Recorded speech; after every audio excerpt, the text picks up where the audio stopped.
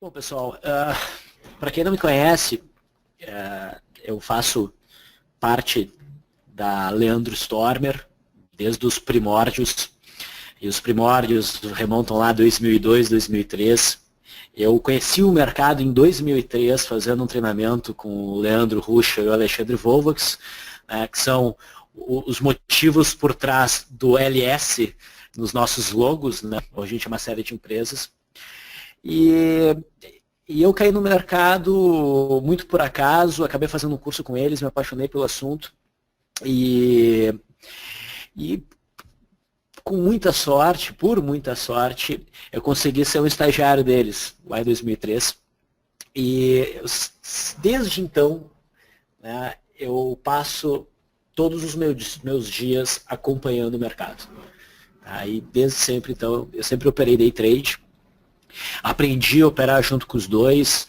Tenho muito tempo de tela, né, sentado aqui na frente do computador, com as minhas várias telas vendo sobe e desce os mercados. Então, eu me sinto hoje com propriedade para falar muito sobre o mercado.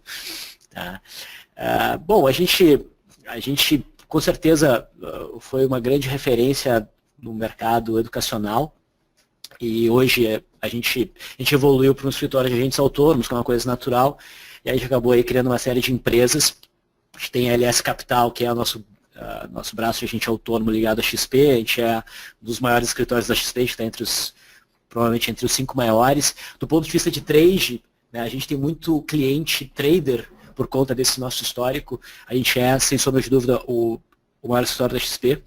E hoje eu me concentro muito na LS Análise. Então, eu evoluí aí como um analista e o meu dia a dia é ajudar as pessoas, os nossos clientes, a ler o mercado, buscar operações e fazer operações. E como a gente fica o dia inteiro acompanhando o mercado, é claro que tem um enorme foco em day trade.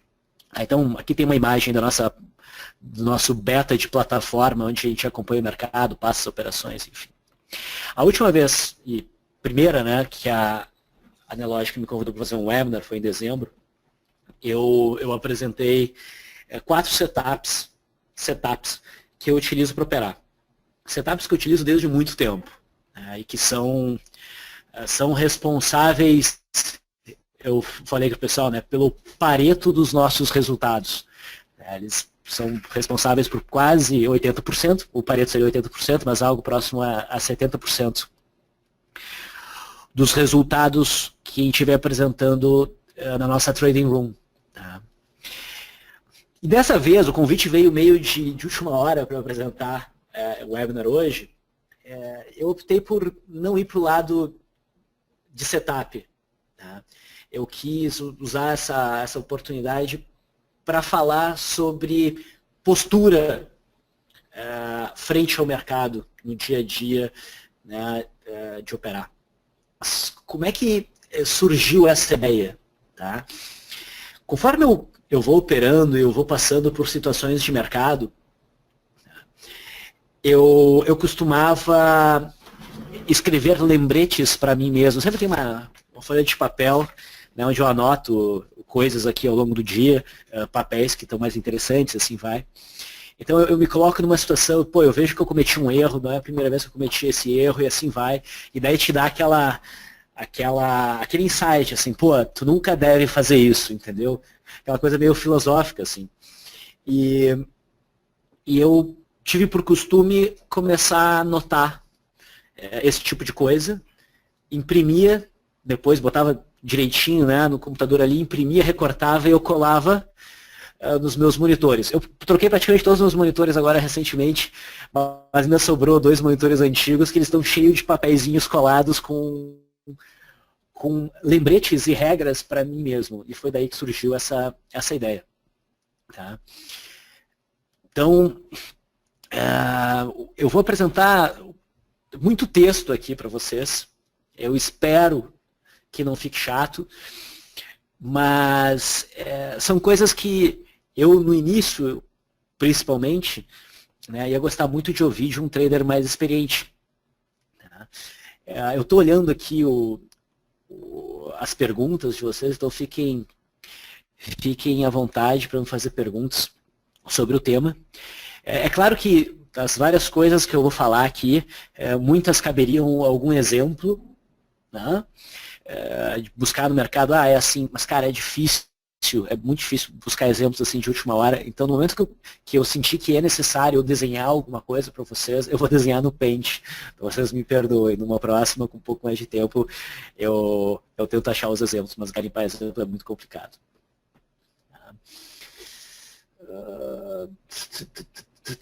Muitas perguntas. Vamos começar aqui. E assim, é bom eu colocar o seguinte, tudo que eu vou passar aqui para vocês são coisas que eu fui me convencendo pela minha experiência, a minha realidade de operar, pelo jeito que eu opero. Então, não são verdades absolutas, mas são coisas que funcionam para mim. Tá? Eu vou focar aqui no Day Trade. Então, assim, começando de maneira geral. Tá? Day Trade, pessoal, um dos grandes equívocos que eu vejo em todo mundo é essa ideia de, pô, se eu estou aqui para operar day trade, eu necessariamente tenho que operar. Quando a gente diz assim, eu sou um day trader, a impressão que me passa é que as pessoas sentem que elas devem operar, senão elas não estão fazendo jus a esse termo, né, essa denominação. Mas fazer day trade não é fazer trocentas operações no mesmo dia. Tá? Nem significa que tu tem que operar. Tá? Eu diria que quanto menos tu opera, melhor. Operar menos é operar melhor, geralmente. E o pessoal que me acompanha ali na nossa Trade 1, eu vejo que o André Caplan está aqui presente. Ele está sempre conosco lá. Às vezes eu fico receoso se o pessoal não fica meio frustrado, porque eu opero pouco. Né? E eu acabo influenciando as pessoas que estão acompanhando e lendo o mercado junto comigo a operar pouco, mas eu sei que essa é a postura mais adequada. Tá? Quando aumenta muito a quantidade de operações, necessariamente significa que tu vai diminuir a qualidade média dessas operações. Tá? Ao mesmo tempo que tu aumenta o custo operacional de forma importante. Tá? O mercado não oferece oportunidades ótimas o tempo inteiro. Talvez para uma leitura de mercado mais de scalp, de book, uma quantidade muito grande de operações talvez possa fazer sentido. Não é a minha área de expertise, eu não lido com o mercado dessa forma. Eu opero o mercado como? Através de gráficos, tá? E de uma forma clássica, discricionária, lendo o gráfico, classicamente análise gráfica. Tá? E o mercado é um caos. É uma bagunça, e em alguns momentos tu vai ver um pouco de ordem nesse caos, onde as chances estatísticas ficam, né, a chance de tu conseguir visualizar aquele movimento, de conseguir acertar o lado do movimento, pende um pouquinho para o teu lado, mas nunca pende muito. Não existe essa coisa de trade certo. Certo que isso aqui vai acontecer, não existe. Tá? Então, a gente tem que escolher muito bem os momentos. Os momentos são raros, tu conseguir alinhar tudo. Tá? Então, às vezes, a gente pode passar dias, né, vendo o mercado desenvolver um momento para então ele fluir. Esse é o momento que tu vai entrar, talvez tu entre muito pesado, e talvez em uma ou duas operações tu vai fazer um resultado muito melhor do que tu faria meio que se jogando na sorte, na quantidade. Encaixou no meu setup aqui. Cara, encaixar no setup é só o primeiro estágio. Uma vez que encaixa no setup, tu vai ter que ver, ou pelo menos é assim que eu vejo, tu vai ter que ver todos os detalhezinhos. O cenário, não só o setup, mas o cenário de mercado está no momento certo. Tem as características de volume, talvez distância para a média, a sensação está correta, tipo, o momento parece realmente correto. E quando não está, e na maior parte das vezes não está, tem alguma coisa que te faz ficar, né, com o pé atrás, eu prefiro não operar. E eu realmente acredito que ter essa postura é a melhor postura que tu pode só ter. Ok? Então, assim, não busquem muita quantidade de operação. a corretora vai adorar, né? Vai ser mais intenso, vai ser mais divertido, mas isso não vai ser necessariamente bom para o teu resultado. Né? Outra coisa, eu acho que é muito claro para mim que as melhores oportunidades se dão nas primeiras horas de pregão. Hoje em dia está muito em voga essa história de operar só abertura, ou só o comecinho, bater o alvo e cair fora. E eu acho que está ok, eu acho que é isso mesmo. Tá? Geralmente para os modelos que eu sigo para operações, as melhores oportunidades, eu diria talvez 80% das oportunidades, se dão no começo do pregão. No começo do pregão é quando ele faz os movimentos mais amplos, tá? Mais rapidamente. Isso te dá a possibilidade de ficar menos tempo posicionado no mercado. Menos tempo posicionado no mercado, menos chance do mercado mudar de ideia no meio do caminho. Então, amanhã é o melhor momento para operar. Então, estejam preparados para operar próximo da abertura. Tá? Existem boas oportunidades fora disso? Existem com certeza. Mas se eu tivesse que escolher algum momento para operar, eu operaria da abertura do mercado até 2 da tarde, 1h30 da tarde. Tá? Às vezes demora mais do que isso para as operações que eu abri, elas chegarem no seu alvo. Mas os bons sinais, na maior parte das vezes, acontecem nesse período de tempo. É bom ter estratégias, chame de setups, bem definidos. Tá? Não dá certo tu ter aquela postura de operar porque tu acha que vai agora.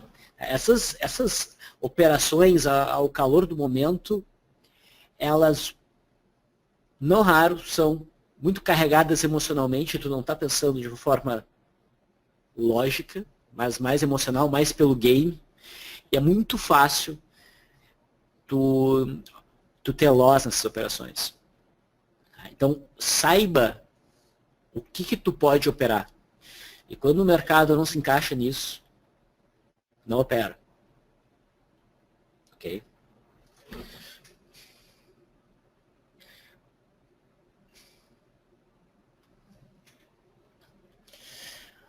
Várias perguntas. Vamos deixar essas perguntas para depois.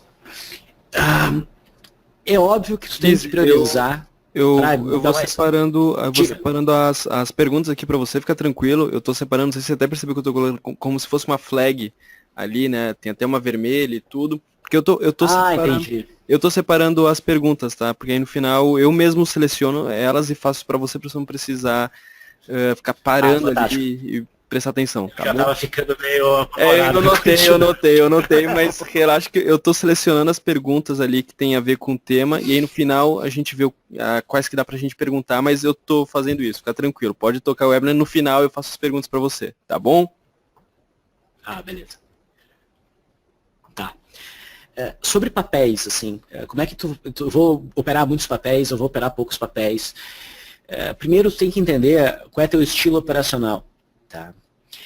A forma como opera é uma forma discricionária, baseado em trades na periodicidade de 15 minutos. Geralmente são operações mais longas. Tá? E são setups bem específicos. Para eu conseguir ter quantidade de operações para fazer valer a pena, eu tenho que acompanhar muitos papéis. Tá? Agora, se o sujeito faz operações num prazo bem curto, né, uma coisa meio a lá Oliver Velez, né, ou o cara é um scalper de índice ou dólar, aí não faz sentido ele abrir muito leque, porque ele tem oportunidades dentro daquele mesmo papel. Tá? O importante é tu buscar um papel que tenha uma boa liquidez e uma boa amplitude de movimentação. Tá? Eu acompanho vários papéis, tá? Porque eu sou discricionário. Então, eu preciso de quantidade para ter oportunidades. Mas tem um lado negativo disso. Tá? É muito difícil acompanhar o mercado, vários papéis ao mesmo tempo. Então, exige uma maior preparação prévia ao mercado para tu já mais ou menos saber o que tu vai olhar. Tá? Na minha organização de telas aqui, eu tenho, talvez seja um pouco exagerado, eu tenho 3 telas bem grandes na minha frente, né, uma central, 2 do meu lado, eu tenho uma tela acima, que é onde eu estou lendo alguma coisa na internet, coisa é apoio, né, e uma tela ali específica para eu acompanhar a nossa Trader 1 e para selecionar as minhas músicas que eu fico ouvindo o tempo inteiro. Tá? Na minha direita aqui, na minha esquerda, perdão, eu tenho sempre os mesmos papéis, são aqueles papéis de maior liquidez e que movimentam mais o índice. Tá? São papéis que eu sempre estou olhando e são papéis que eu estou sempre disposto a buscar algum tipo de operação se elas encaixarem. Eu vou ter ali Vale, Petrobras, Gerdau, CSNA, Usiminas, bancos, Bradesco, Itaú, Banco do Brasil. Enfim, são papéis de alta liquidez e que sozinhos, né, esses papéis movimentam muito o índice. Tá? Na minha tela da frente, eu deixo um espaço maior. Bom, vocês conseguem até ver.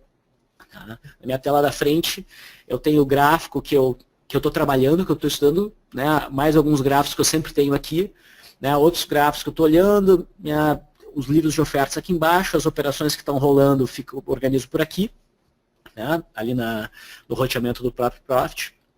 E na minha tela direita, eu distribuo papéis que se encontram interessantes no pregão de hoje. Tá? Então eu sempre faço um escaneamento manual logo depois da abertura para identificar quais são os papéis que apresentam características que são interessantes dentro dos modelos que eu opero e que eu quero prestar mais atenção. Tá? Então essa tela à minha direita, os papéis eles mudam. Tá? Mas antes do pregão começar, eu já faço um escaneamento no mercado do ponto de vista de gráfico diário, principalmente, e vejo quais são aqueles papéis, né, que eu sei que estão desenvolvendo o movimento ou que eu sinto que estão prestes a iniciar o movimento. Tá? Então, se, por exemplo, a gente teve o rompimento da fibra, ok, recentemente, a fibra é um papel que que eu vou estar olhando mais de perto, porque eu espero que ela faça um movimento direcional de queda. Então, é um papel que eu vou saber que eu posso ser mais agressivo na venda se o contexto de mercado, e com isso eu quero dizer índice Bovespa, índice futuro, etc., favorecerem um cenário baixista. Então eu tento separar o seguinte, eu nunca sei se o pregão vai ser altista ou baixista, ou se for altista ou baixista, qual vai ser a intensidade desse movimento em termos de mercado como um todo. Mas eu tento estabelecer quais são os papéis que num cenário de alta de mercado, tenderiam a se comportar, a se aproveitar melhor desse impulso altista que o índice, o mercado dá, para desenvolver um bom movimento de alta. E quais são aqueles papéis que eu sei que, se o mercado vier abaixo, o contexto geral de mercado for baixista, podem se aproveitar muito desse contexto para desenvolver bons movimentos. Tá? O que não é garantia. Não é garantia que esses papéis vão gerar uma boa entrada. Mas são papéis que eu estou sempre de olho. Então eu estou sempre atento, tentando achar uma boa oportunidade. Então eu já começo o dia com papéis selecionados aqui na minha tela da direita. E ao longo do pregão eu vou percebendo papéis que chamam a atenção. O que geralmente chama a minha atenção? O que geralmente chama a minha atenção é um papel que mostra um volume projetado bastante acima da média, logo de início. Tá, ali, tu vê ali a primeira meia hora de mercado, tu vê que o papel está com um volume projetado muito alto. Como eu posso ver isso? Olha, logo eu vou lançar rastreadores nesse sentido, tá? Mas eu rastreio na mão mesmo. É artesanal o negócio aqui para mim. Eu vou passando os papéis rapidinho e vou ver aqui no volume projetado que vocês vão ter desta forma. Tá? Mostrar volume projetado no volume financeiro. E eu vou anotando esses papéis. E esses papéis que eu fico de olho. Tá? Então tem que ser meio rápido. A abertura do mercado é meio intensa, porque eu tenho que ver muita coisa em pouco tempo para preparar o cenário, para saber o que eu vou prestar mais atenção. E se eu falhar nisso, eu posso perder oportunidades. Não é raro perder oportunidades, mas faz parte do jogo. Tá? Faz parte. Eu não tenho como fugir completamente disso. Ok?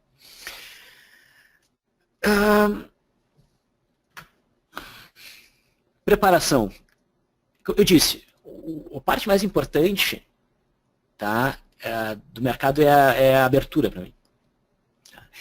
Tu tem que tá preparado para abertura. E isso significa acordar cedo, cara. Então, assim, aquela coisa de o cara que trabalha de casa, acordei há pouco, o mercado está abrindo, eu sento aqui e me ponho para operar. Cara, isso não funciona. O teu cérebro ele precisa de um tempo para chegar no auge do nível de atenção dele, do nível cognitivo dele. Então eu tenho que acordar cedo. Por incrível que pareça. Eu acho que isso faz uma tremenda diferença. Aquela coisa de talvez acordar super cedo e fazer um exercício de manhã, para depois chegar no escritório com um tempo, passar por todas as suas rotinas. Todo mundo tem um ritual. Entendeu? O cara senta, prepara o café, pega um café, dá uma olhada no site da InfoMoney, daí dá uma olhada em como estão as bolsas lá fora, daí ele dá uma passada nas anotações que fez no dia anterior, ou dá uma passada por todos os gráficos no dia de hoje. Cara, esse processo é um ritual que realmente ajuda a operar. Eu acho que isso é importante. Tá? Eu coloco aqui também, estuda o cenário geral do mercado e antecipa para qual lado o mercado tende a favorecer e quais seriam os gatilhos. A gente já passou mais ou menos por isso. Tá? Então, eu faço essa preparação. Como é que eu faço? Quando fecho o pregão, hoje fechou o pregão, logo depois que fecha, eu faço lá o fechamento de mercado, que eu chamo de farol, né? Que eu faço ao vivo, 18 horas, todo mundo convidado no nosso canal do YouTube, Grupo LS. Tá? Então, eu passo o mercado, depois que eu fecho isso daí ok, acabou, tô offline, ninguém tá me vendo, daí eu passo papel por papel e eu vou anotando papéis que estão com uma cara boa para alta, papéis que estão com uma cara boa para venda. Eu anoto isso, daí eu faço a parte 2 do farol, onde eu falo desses papéis. Eu tenho todo esse ritual que me ajuda a estar antenado o que fazer no próximo pregão. No dia seguinte, tá, eu repasso por esses papéis. Eu assisto o que eu gravei no dia anterior. Claro que vocês não estão gravando nada para ninguém, mas é uma questão de repassar o que vocês estudaram. Tá? De manhã, repassa, dá uma olhada nesses papéis, eu coloco eles nas minhas telas aqui e daí eu estou preparado para esse pregão. Tá? Saber a agenda do dia. Tá? Eu não dava bola para isso há um tempo atrás, mas realmente muda bastante. Tu saber que vai ter uma ata do FED lá, uma decisão de taxa de juros, que enfim, vai sair os dados, né? Isso pode levar bastante volatilidade para o bem ou para o mal. É bom tu saber em que momentos isso deve acontecer e se preparar para isso. Outro aspecto que eu acho que é muito importante e ajuda a segurar o nosso ímpeto, tá? É contabilizar os resultados financeiros de vocês. Tá? E eu acho que a melhor forma de fazer isso é fazer a forma manual. Okay? O Profit é capaz de fazer isso, né? Se tu roteia, faz as operações pelo Profit, tu consegue ver uma curva de resultados ali pelo Profit. Mas ele geralmente, da forma padrão, né, ele vai dar o resultado sempre do dia. E aqui ele pode distorcer as coisas. O que eu estou dizendo a vocês é que você tem que pegar assim, dia 1º de fevereiro, ganhei tanto em day trade, tá? E eu estou com tanto acumulado em swing trade. Tá? Zerou o mês, começa. Dia 2, hoje eu perdi R$500, hoje eu ganhei R$1.500, e vai fazendo o acumulado que tu tem disso daí. Isso vai te deixar bem mais focado no teu objetivo. Porque é muito fácil o cara se perder, né? Em várias operações que faz pregão após pregão, às vezes o cara não tem noção do quanto está ganhando ou do quanto está perdendo. Talvez seja a hora de parar. Tá? Talvez não seja. A hora de ser mais arrojado, a hora de ficar mais à defensiva. Tá? Então, contabilizem isso. Tá? Lá, todo dia. Hoje eu estou com tanto. Põe na tua folhinha de papel aqui embaixo. Estou com tanto. E tu vai pensar as tuas operações de day trade no dia de forma a melhorar esse número aqui. Pode ter certeza disso. Faz diferença. Eu tenho uma postura, quando eu vou operar, que pode parecer contraditória, mas eu acho que isso aqui é muito importante, tá? Se comporte como se você não quisesse operar. Faz diferença. Tá? Então, como é que eu cheguei nisso? Tá? Como é que eu cheguei nisso? Todo cara passa por períodos onde ele se dá bem e depois ele se dá mal. Certo? Então, geralmente, o processo assim, ele começa a se dar bem, ele começa a ficar arrogante, ele começa a ficar confiante, ele começa a fazer overtrading, porque ele acha que está com tudo, né? E esse overtrading, operar mais do que deveria, em quantidade, muitas vezes também em exposição, em quantidade e números de operações e também no tamanho das posições, é uma coisa muito normal. Tu diminui a qualidade desses trades, tu aumenta o teu risco, daí quando o mercado vem contra ti, tu costuma tomar uma porrada. Né? E daí quando começa a tomar porrada, o que o sujeito começa a fazer? Ele começa a ficar com medo de operar. Sério? Certo? Ele começa a ficar com receio de operar. E quando ele começa a ficar com receio de operar, mas está olhando o mercado, se ele não congelar completamente de medo de operar, ele vai entrar naquelas operações onde ele julga, cara, não posso não entrar, entendeu? Tá alinhado demais. E essas operações tendem a trazer um resultado positivo pro cara. E daí o processo reinicia. Ok? O segredo é tu conseguir manter esse estado mental de não quero operar o tempo inteiro. Tá? Mesmo quando está te dando muito bem.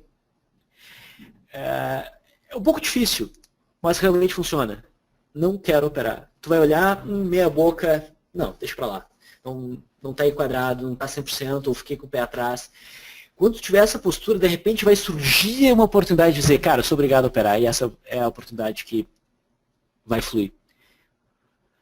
Pode ter certeza, os resultados vão ser muito melhores.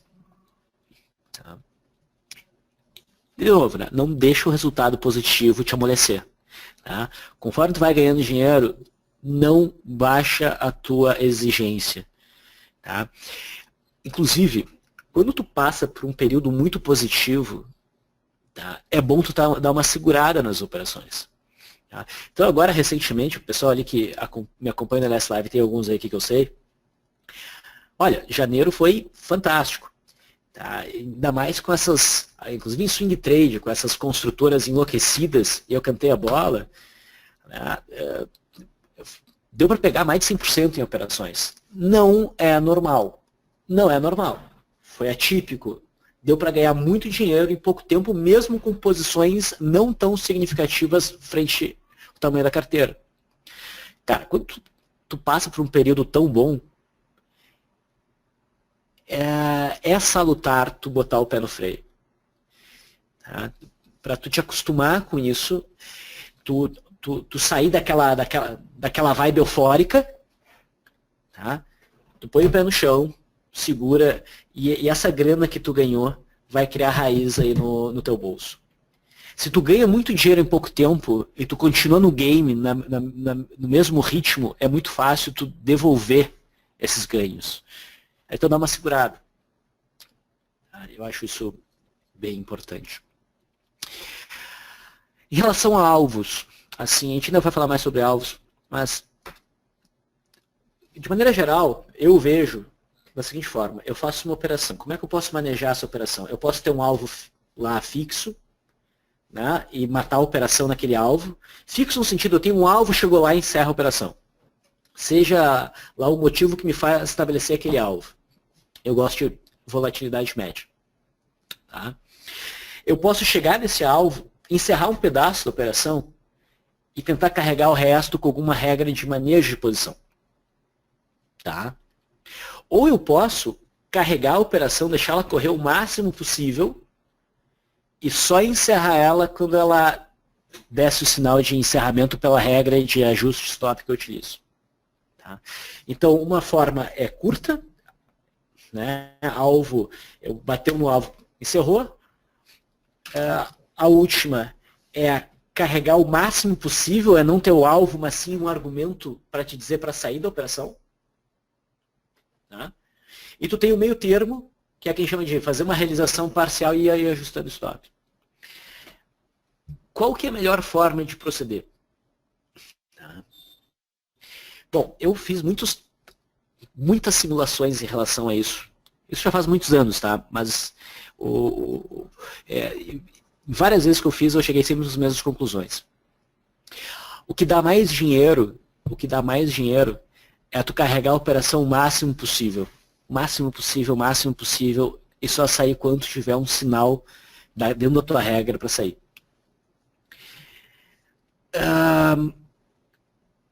Encerrar tudo no alvo mais curto, ali, bater um alvozinho ali, tu cai fora, fica muito próximo de tu trabalhar com o alvo, realização parcial mais ajuste stop. No entanto, olha que curioso, eu me adaptei melhor, tá? Eu me adaptei melhor a trabalhar com um alvo curto, bateu lá e encerro tudo. E essa é a minha regra.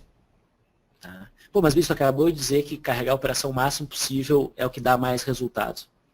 É verdade. Mas o problema é que o maior resultado, o que faz esse modelo dar o maior resultado, são poucas operações. A maioria das operações vai dar talvez menos resultado do que tu sair naquele alvo. Pelo menos na realidade dos trades que eu faço. Tá? O que acontece é que vai ter 1, 2, 3 operações onde o mercado vai ir muito além do que tu imaginava razoável. Então o teu resultado depende dessas operações. E qual que é o problema dessas operações? É muito difícil tu segurar aquela operação aberta até o final. Como tu vai operar mais pesado no day trade, tu sabe que é muito rápido, tu vê assim, cara, já foi demais, já foi demais. Daí tu fica naquela tentação absurda de encerrar essa operação porque tu vê que o papel tá tu sente, tu imagina que tá na iminência de comer aquele teu ganho. E daí tu encerra a operação e o papel vai o dobro daquele movimento. Tá? E daí tu não consegue realmente ter a postura que tu tem numa simulação. Numa simulação é muito fácil. Tá? Então eu sei que isso não é prático. E o que é mais prático é tu botar um alvo, batendo naquele alvo, tu tá fora e acabou. Eu gosto de fazer assim. Tá? Mas, na medida do possível, na medida que tu evolui na tua leitura de mercado, tu vai perceber, não sempre, mas em algumas ocasiões, que dá para tu esticar essa operação. Tá? Por exemplo, o mercado hoje, tá? O que nós tivemos aqui? Eu estou baixista para o mercado, tá? E a gente iniciou uma operação de swing trade aqui no futuro nesse dia, na perda dessa mínima, tá? E nesses 3 pregões aqui, o que tu vê no mercado? O mercado estava travado, assim, ó. Ele foi fazendo esse ombro, cabeça a ombro aqui no gráfico de 15 minutos.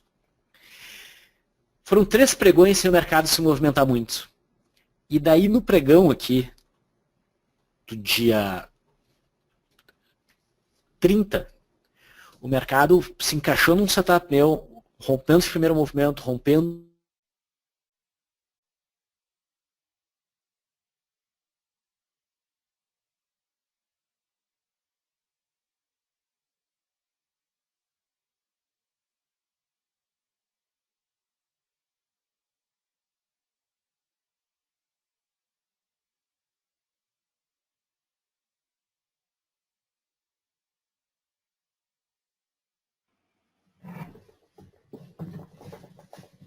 que daí te deixa mais tranquilo mentalmente e carrega o resto por uma regra. Tipo, eu gosto de usar média móvel de 9, tu pode usar high-low, tu pode usar TR, tem várias formas de utilizar. Tá? Então, quando tu sente que existe boa possibilidade de tu pregar um fluir bastante, tu tenta segurar, isso faz uma diferença na curva de capital. Tá? Características, para tu identificar um dia como esse.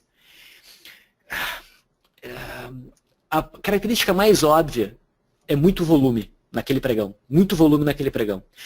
A segunda característica é mais difícil de tu visualizar, é quando o mercado consegue limpar os obstáculos. Por exemplo, quando o índice estava aqui, eu sabia o seguinte, que se o índice começasse a acelerar a partir dessa consolidação aqui para baixo, eu ia ter essa zona de suporte que ia ser relevante, eu tinha essa média móvel de 200. Eu sei que isso é um obstáculo para os preços.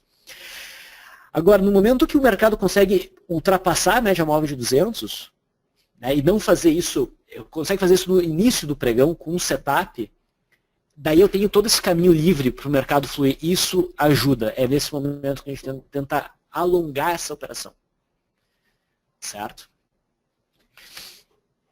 Legal. Não é fácil, tá? Mas a gente vai se aprimorando. Eu dou muito peso para o mercado americano, principalmente no intraday. Tá? O S&P futuro, vocês podem ver esse gráfico pelo Profit, é o ex-FUT. Ele, por mais que vocês não vejam uma correlação em gráfico diário, principalmente desde 2013, o mercado brasileiro perdeu a correlação de direção com o mercado americano foi subindo, o mercado brasileiro veio caindo, certo? Mas no curto prazo, a direção do pregão, a correlação é muito grande. A diferença na intensidade dos movimentos. Tá? E no intraday é muito forte. O mercado americano movimenta o nosso mercado. Então eu dou muito peso para o mercado americano. No entanto, é verdade que com a eleição do Trump, desde o finalzinho ali, do pré-eleição, ele estava quase nas eleições, para cá, a correlação se perdeu totalmente. Mas eu não acredito que isso vai se manter para sempre. Tá? Logo, logo a gente vai voltar a ter essa correlação extremamente positiva. E eu acho extremamente importante olhar o mercado americano. Ok? Então eu gosto de tentar alinhar, né? Mercado americano, mercado brasileiro. E papel. Quando eu não estou operando diretamente o índice, por exemplo. Estruturas. Quando eu digo estrutura, eu quero dizer suporte ou resistência. Tá? Se tu tem uma estrutura que ela é óbvia como alvo, uma resistência muito clara, um suporte muito claro, e o mercado está arrumando naquela direção, geralmente ele chega lá, pessoal. Então, tenha calma, tenha paciência, o mercado vai chegar lá. Eu tenho aqui, ainda na minha tela, aqui, escrito, colado no monitor, calma, paciência, o mercado vai chegar lá. E o mercado vai chegar lá. A gente é muito ansioso, a gente tende a ser muito ansioso, muito imediatista no mercado, e as coisas demoram para acontecer. Tá? Por exemplo, eu acredito que o mercado vai cair. Tá? Ele demorou a transição aqui uns 3 pregões e daí fez o movimento. Daí ele chegou no suporte do topo do ano passado, né? Se a gente for olhar o gráfico do índice Bovespa. A gente tem essa média móvel de 21 períodos aqui para incomodar. Não tem um caminho livre para o mercado fluir fácil para baixo. A gente está a 3 pregões agora com o mercado indo e voltando. Na minha cabeça ele está preparando o terreno. Tá? Ele está preparando o terreno.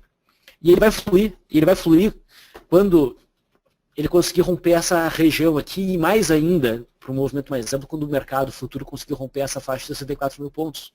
Ele não vai fazer isso numa linha reta, nem é saudável que ele faça. Só que demora para o mercado fazer todo esse processo de sobe, desce, sobe, desce, sobe, desce, para preparar esse terreno. Só que a gente sempre fica na ânsia de que esse pregão seja o pregão que vai acontecer tudo. Não vai ser. Tá tudo certo aí com a transmissão?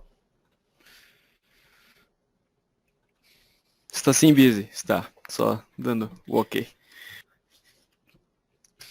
O pessoal tá fugindo? Tá muito falatório?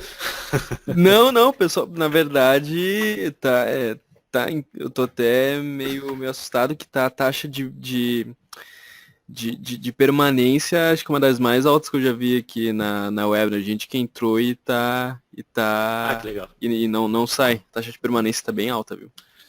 Maravilha. Continuando aqui.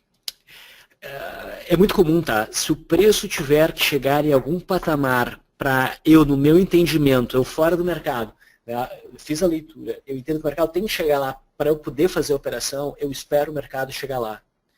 Tá? Chegar perto não é a mesma coisa. É aquela velha história. Cara, não opera qualquer coisa. Espera o mercado se alinhar.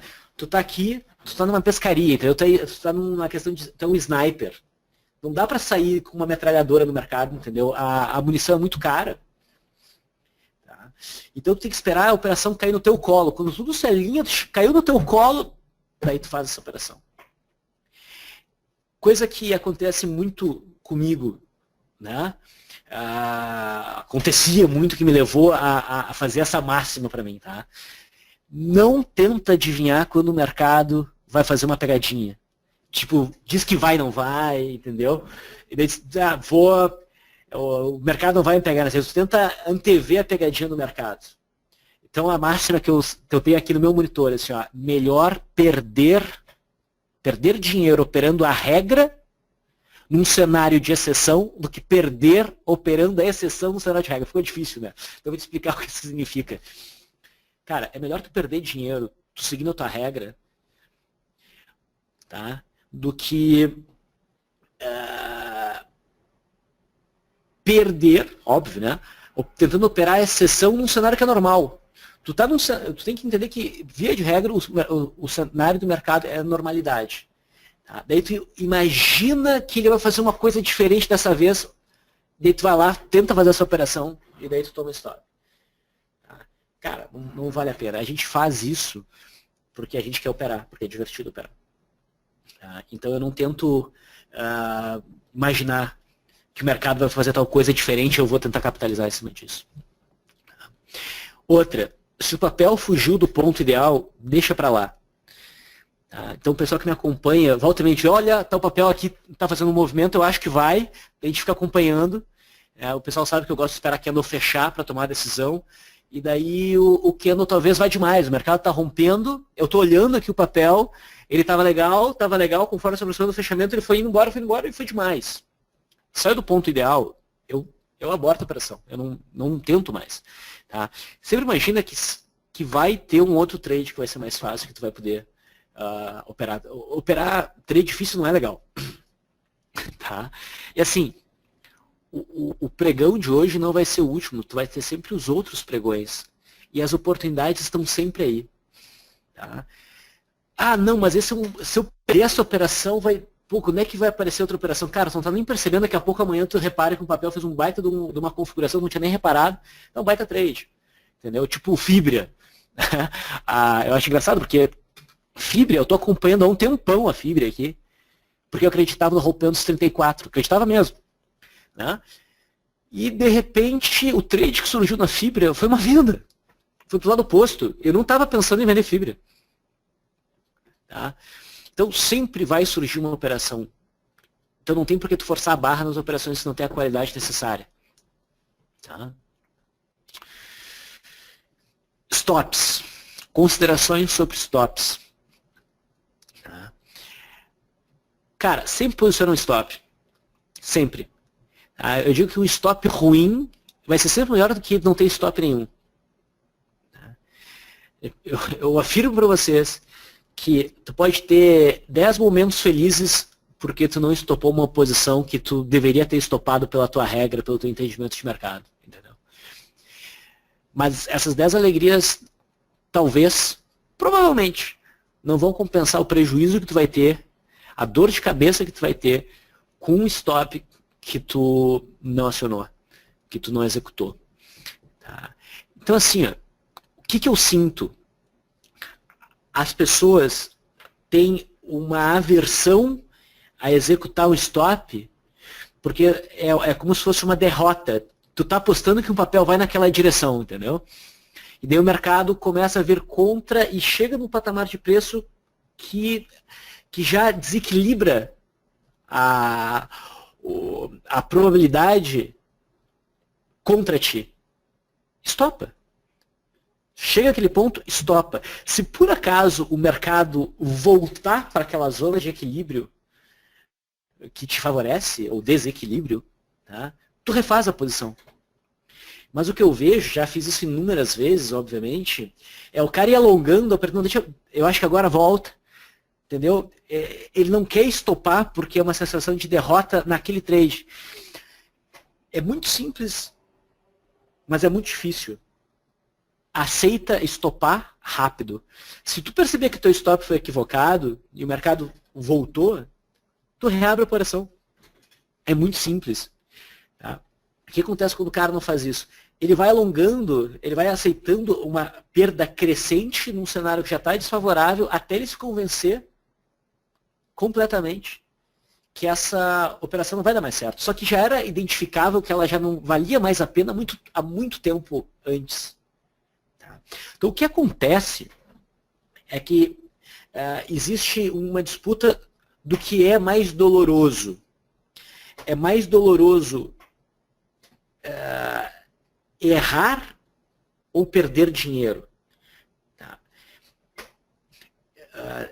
Vamos deixar a coisa mais precisa. É mais doloroso pro ego saber que tu estava errado, perceber que tu errou aquela operação, que tu não acertou, desistir daquela operação, que muitas vezes a pessoa bota muita fé naquela operação, ou perder dinheiro. Enquanto for mais doloroso a pessoa abandonar a ilusão de que aquele ia ser um puta trade ou coisa assim, enquanto isso for mais doloroso que a perda de dinheiro, o cara vai segurar essa operação, perdendo dinheiro. Mas vai chegar um nível mais extremo que a perda começa a ficar tão grande que ela vai ser mais dolorosa do que o ego. E daí o cara vai encerrar. Só que nessa história, o cara já perdeu muito dinheiro. Então, é bom vocês treinarem o desapego. Tá? Foi lugar ruim, stop, qualquer coisa, sabe que tu pode voltar. Na maior parte das vezes, vocês não vão voltar no trade. Tá? Talvez vão voltar 1 em 10 vezes. Mas são 9 vezes que tu ia perder mais do que o necessário. Entende? Um outro detalhe que tem a ver com isso é que é muito comum as pessoas depositarem muita importância no resultado de uma operação.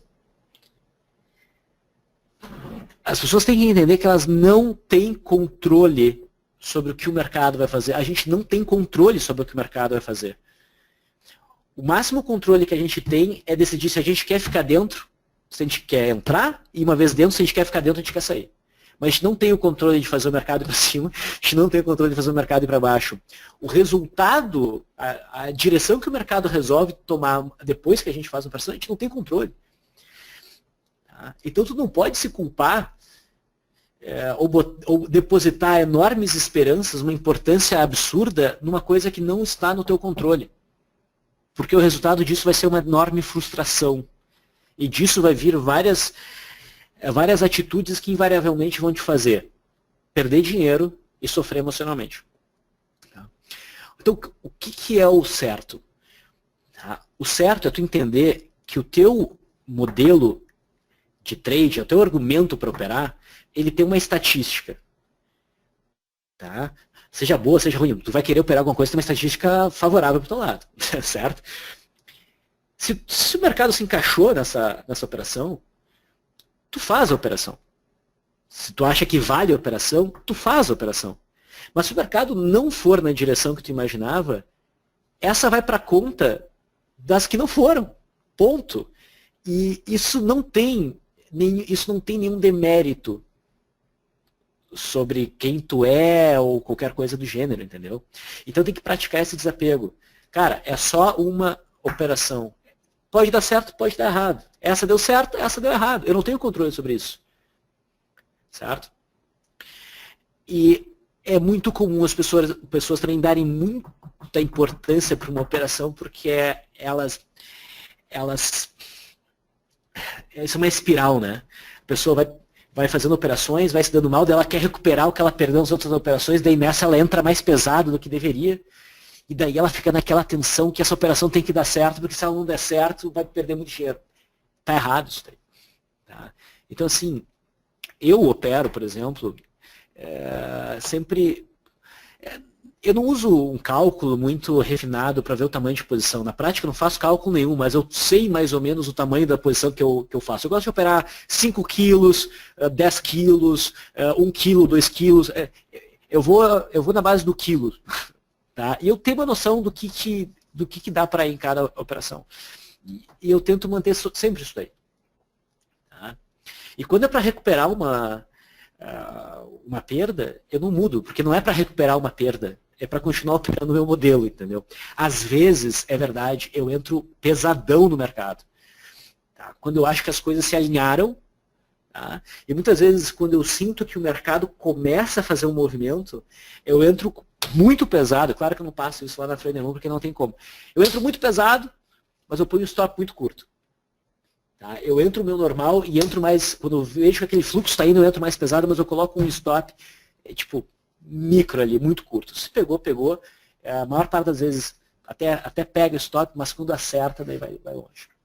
Tá? Mas eu entro pesado nesse tipo de situação. Fora isso, eu entro com a mesma posição sempre.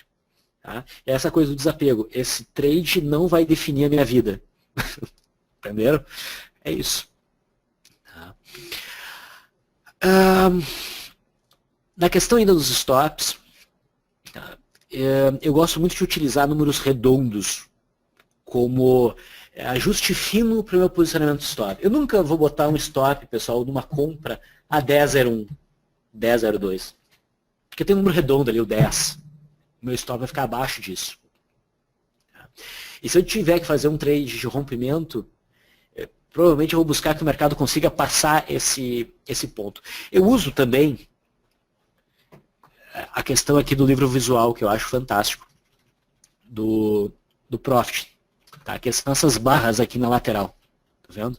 E dá para facilmente visualizar quando tem uma concentração de ordens no mercado. Se eu tenho uma entrada, tá, para surgir aqui, eu vejo uma enorme concentração de ordens, eu costumo deixar esse meu gatilho depois. Tá? Eu sei que pode ser blefe, mas ajuda. Tá? O mesmo para posicionamento de stop se eu não estou com um número redondo muito próximo.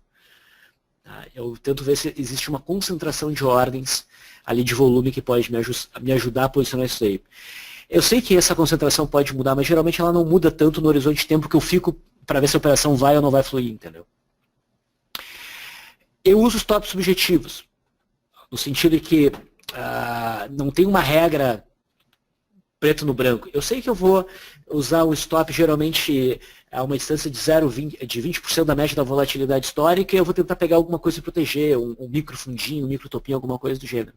Mas eles são subjetivos. E às vezes a gente fica em dúvida. Tá? Na dúvida, entre um stop mais longo e um mais curto, usa o stop mais curto. Ok? E uma vez dentro da operação, não tenta redefinir o teu stop. Na maioria das vezes, tenta redefinir o teu stop dentro de uma operação, é mau negócio. Tá? Então, confia no stop que tu definiu quando tu não estava dentro da operação. Uma vez que tu está dentro da operação, tu perde QI. Tu já não é mais tão inteligente, tu não é mais tão capaz de analisar aquele cenário com isenção. Mas tem outro detalhe. Se tu te percebe entrando muito no mercado, né, e botando o stop bem curtinho, entra e põe o stop muito curtinho dentro do estopado, e tu entra de novo e põe o stop bem curtinho, isso não é um bom sinal. Tá? É um sinal que tu não está muito no controle, tu está... não opera.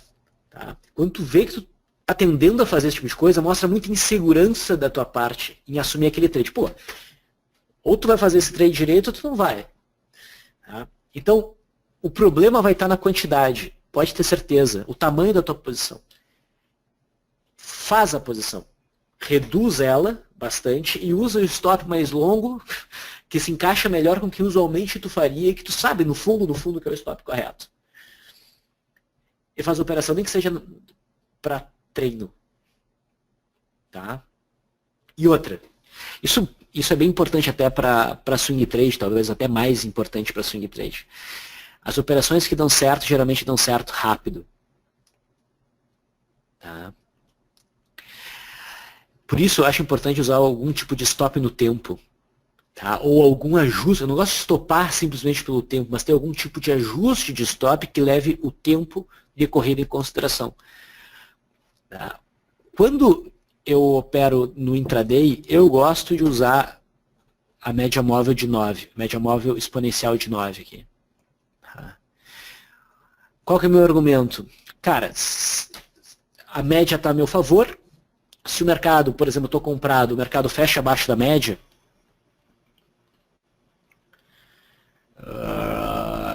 sei lá, o mercado fecha abaixo da média móvel de 9 aqui, eu ajusto meu stop abaixo da mínima e deixo ser estopado. Tá?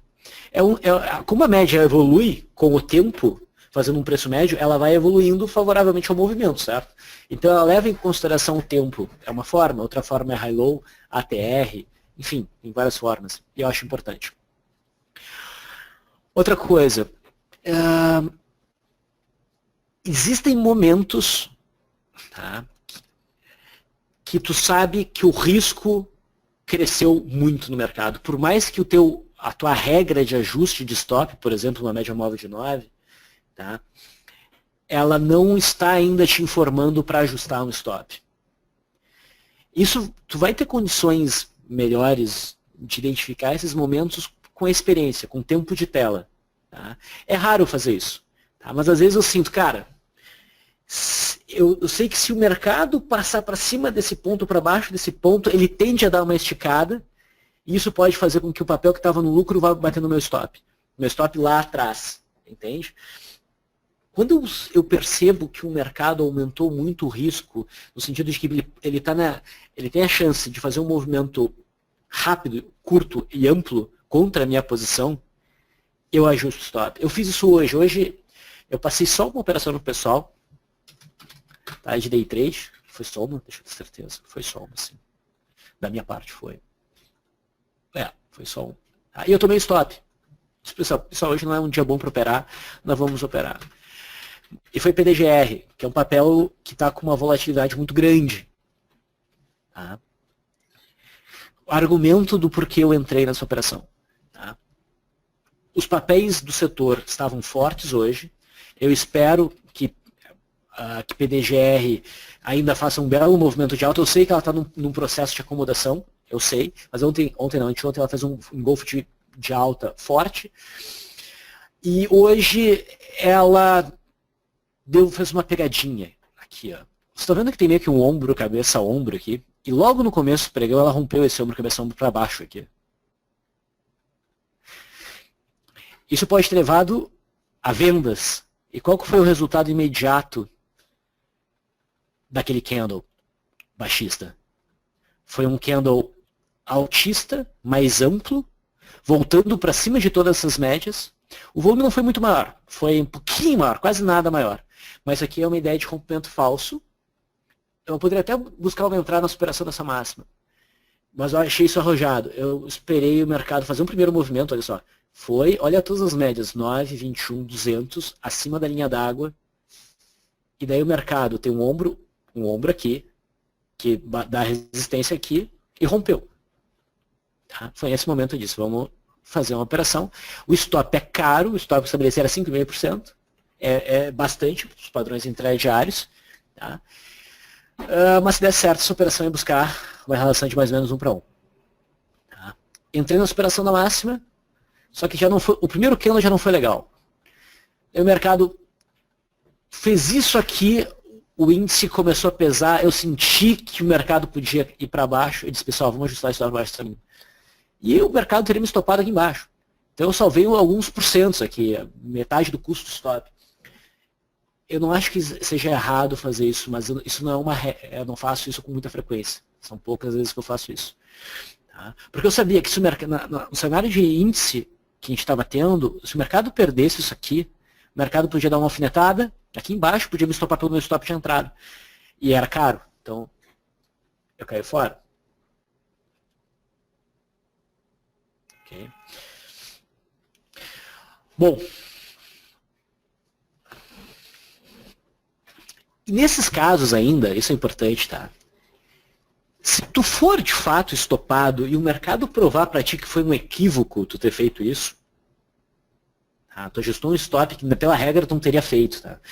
O mercado vai lá, te estopa e ele volta.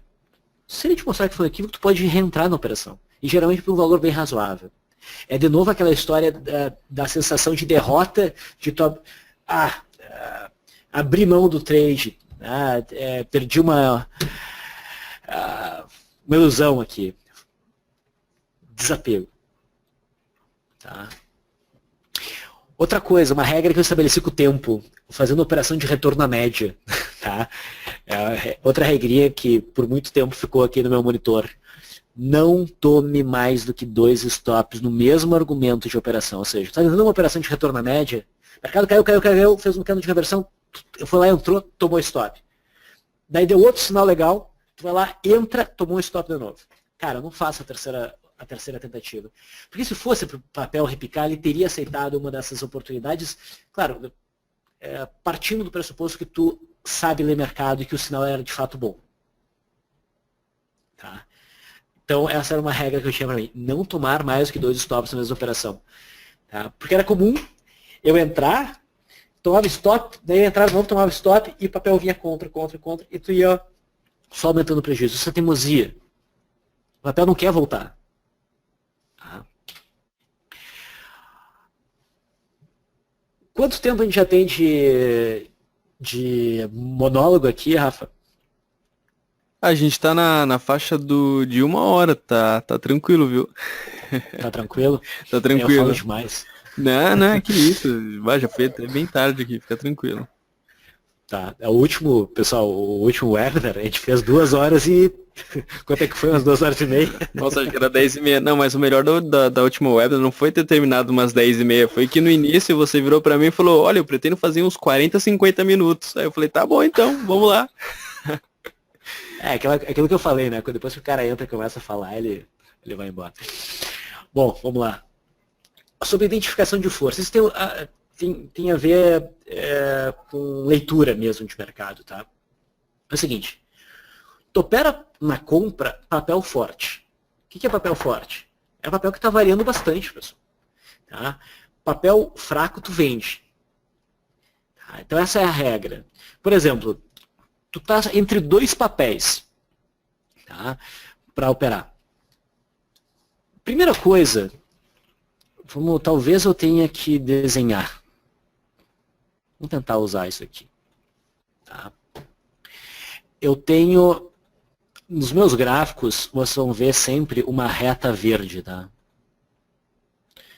É a linha d'água. A linha d'água está como prior quote no Profit. Na verdade, Rafael, eu já falei isso para vocês, está errado isso aqui, né? Ou é francês? Porque era para ser QU, né? Eu realmente que é a cotação prévia. Não vou saber te dizer que língua que tá esse negócio aí. Porque é prior quote de cotação prévia, né? E quote é com QU, não é com C. Tá, eu vou pesquisar, vou passar pro pessoal e aí te dou um feedback se é francês ou é um aportuguesado meio errado mesmo. Bom, vamos lá. Isso aqui é linha zero de variação. Tá? Candle acima, pessoal, candle acima é candle com variação positiva. Não é que o candle é com variação positiva, mas o papel está com variação positiva. Abaixo disso, o papel está com variação negativa. Certo? Beleza. Então, essa é a primeira definição de força entre 2 papéis. Tu vai operar na compra, tu quer operar um papel que está acima da linha d'água. Que ele vai ter variação positiva, não vai ter variação negativa.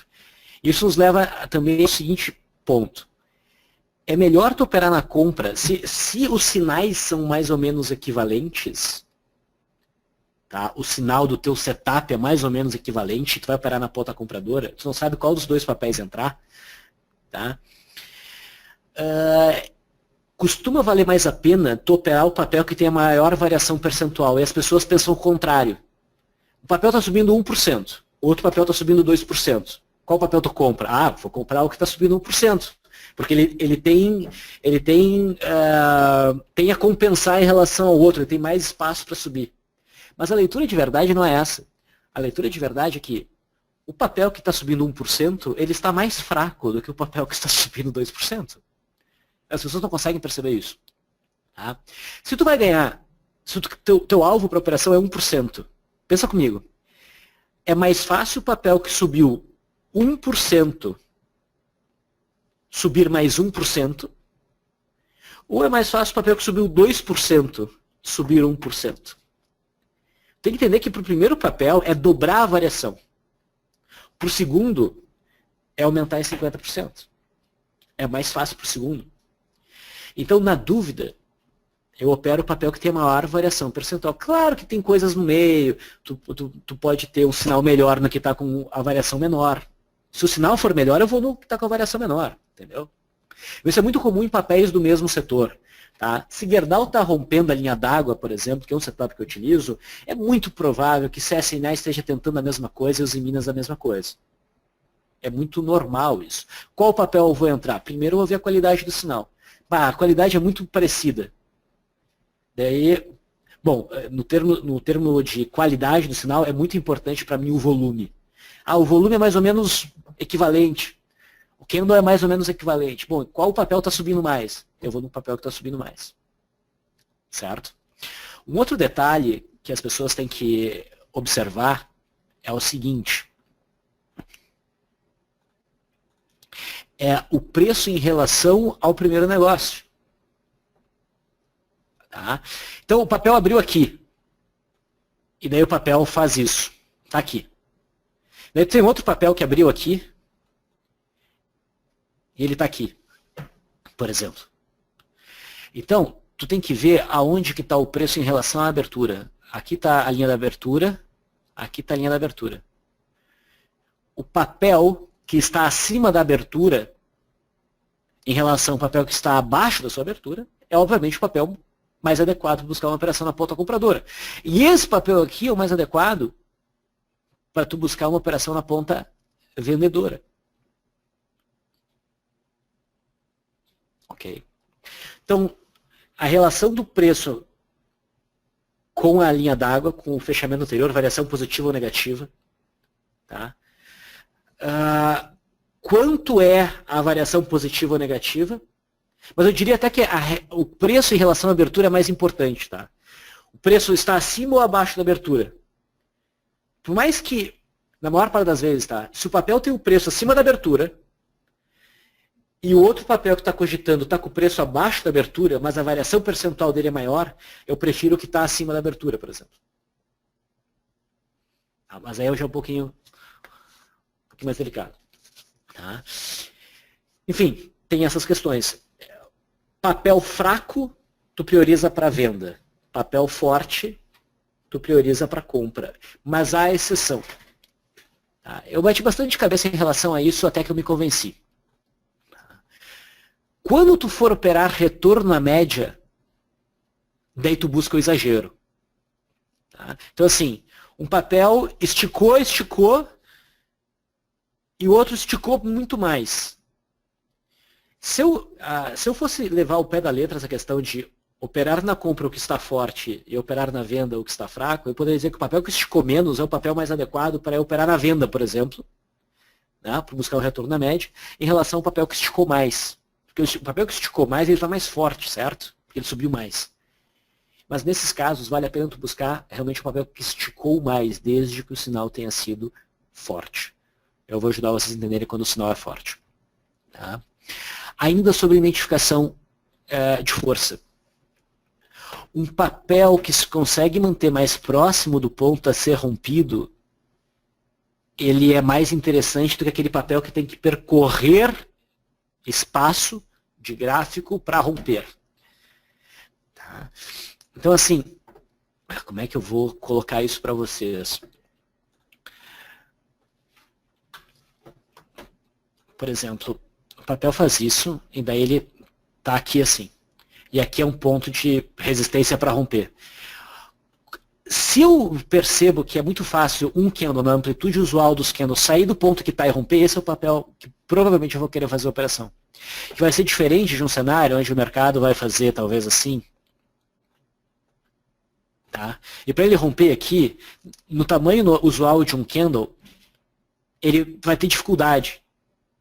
Tá? Se ele romper, talvez fique um candle bastante grande, ou ele tem que romper em mais de um candle.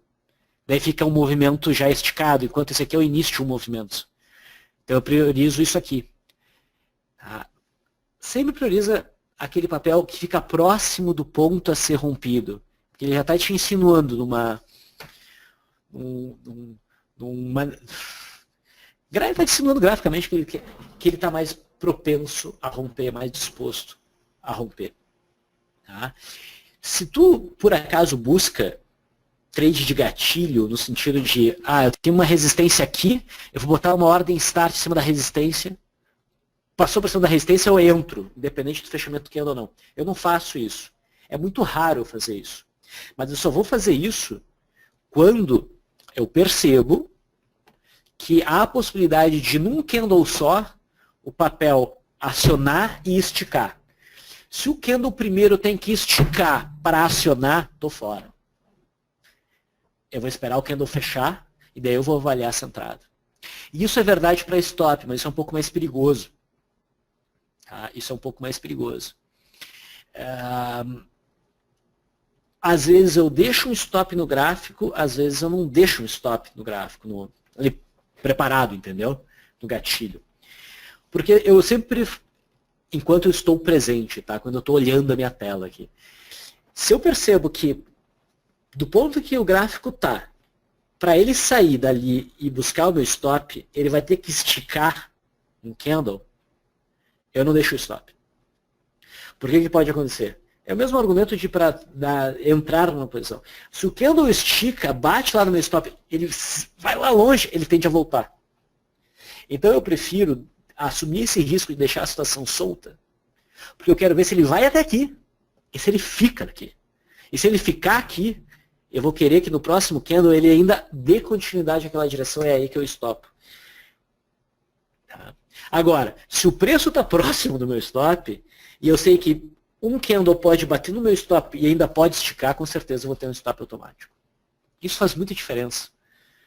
Tá? Isso é fazer uma gestão mais refinada de um stop. Tá? Só que isso faz com que, às vezes eu ponho stop, eu tiro o stop. Entendeu? Na maior parte das vezes, tá? Eu tenho ali o stop. Que eu sei onde está. Tá? Enquanto eu não tenho risco de ser estopado,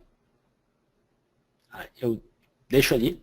Se eu tenho risco de ser estopado, eu não deixo ali, eu quis dizer, e coloco stop quando eu tenho risco de ser estopado. Mas isso pode soar um pouco estranho no começo, mas é que você tem que entender o seguinte. Tá?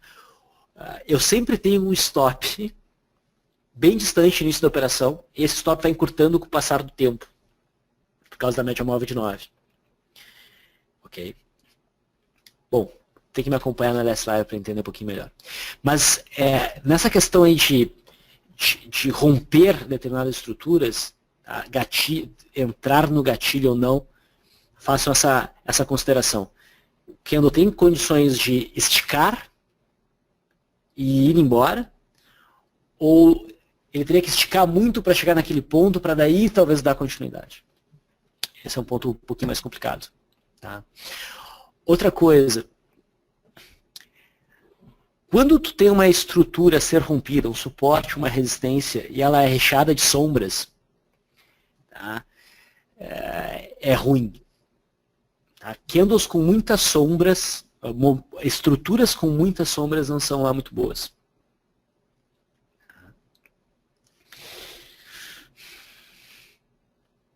Ok. Sobre alvos ainda, a gente já falou um pouco sobre alvo. Tá? Eu já expliquei aqui sobre ter um alvo fixo ou deixar a coisa alongar. Outra coisa que muitas vezes eu faço, tá? É entender. O ponto 1 e o ponto 4 aqui tem uma correlação. Tá? Eu estou operando intraday.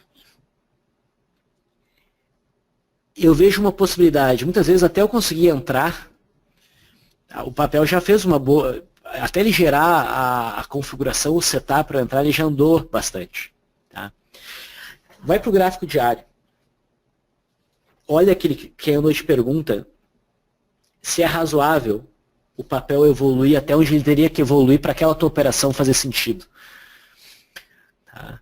Daqui a pouco, tu já tem um candle que é bem significativo e tu não tem nada de anormal no papel, nada de excepcional para fazer acreditar que nesse pregão específico o papel vai fazer um candle gigantesco.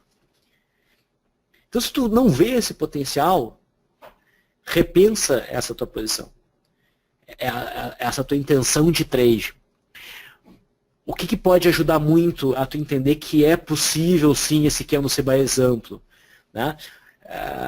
O mercado está iniciando finalmente um movimento que ele estava preparando há muito tempo. Não ter obstáculo. O mercado está livre para fluir e, principalmente, mais importante, volume. Muito volume projetado. Se tu percebe que esse papel pertence a um setor que está muito aquecido no dia, tem vários papéis fazendo enormes movimentos, daí isso é possível. Daí tu pode ficar um pouco mais corajoso. Tá? Sobre rompimentos, aqui eu vou separar, na reta final aqui, cenários de rompimento, cenários de correção e cenários de retorno à média. Para vocês entenderem bem o que isso significa, são os 3 grandes grupos de operações, vamos dizer assim.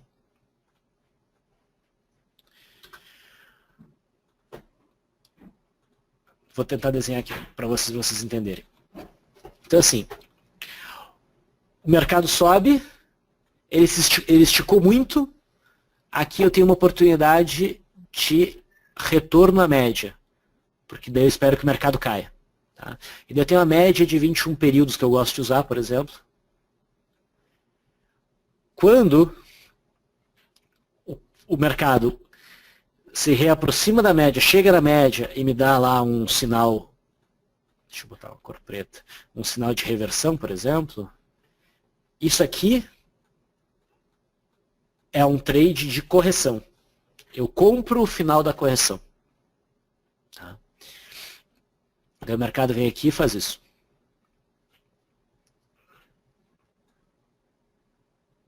Ele tem essa resistência. E daí o mercado vai lá e rompe essa resistência. Isso é um rompimento. Retorno à média, correção, rompimento. Aí, se o rompimento for muito bom, o mercado vai lá longe, se afasta muito da média, né? E daí a gente vai ter uma oportunidade de... Não era isso que eu queria. A gente vai ter uma oportunidade de retorno à média. É isso.